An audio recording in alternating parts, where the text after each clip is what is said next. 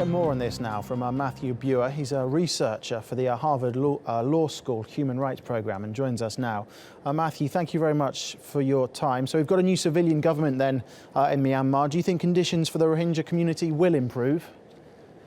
Well, there's a tremendous hope among the Rohingya community and the country as a whole right now. And specifically among the Rohingya, there's hope that the new NLD government will roll back some of the restrictions and some of the persecutory policies that were implemented by the past government.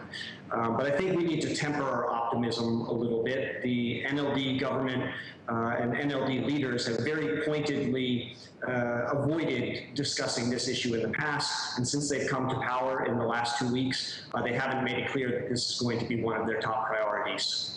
The number of Rohingya fleeing Myanmar has slowed recently, has decreased. I mean, is that a sign that conditions are slowly improving or not?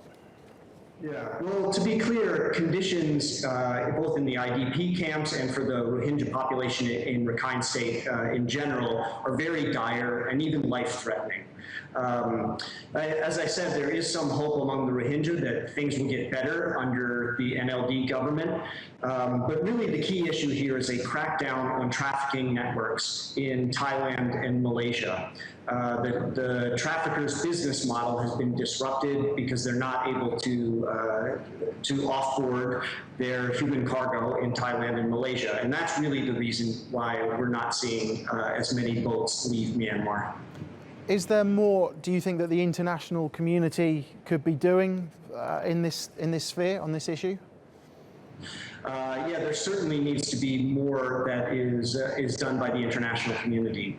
Specifically, the international community needs to be holding the NLD government to account. The NLD government has obligations under international law to address this situation, and the previous government has failed. If the NLD fails in the same way, I really think it's time for an international investigation. I think the United States government and the international community as a whole should back an international investigation into the situation of the Rohingya. Very quickly, do you think that's likely? Because the US State Department says that the Rohingya face persecution, but not on the level of genocide. It's not particularly an encouraging conclusion. Do you see a situation where the US will perhaps put more pressure on the government here?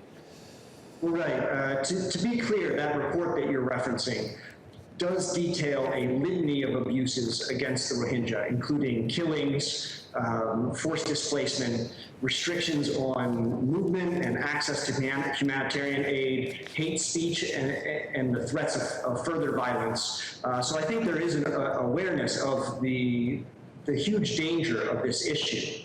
I do think it's possible, and I think that we need to be looking at ways to pressure the NLD government to address this. Ultimately, it's their responsibility, but should they fail, it'd be time for the international community to act. Okay, Matthew Bugher, thank you very much for your time.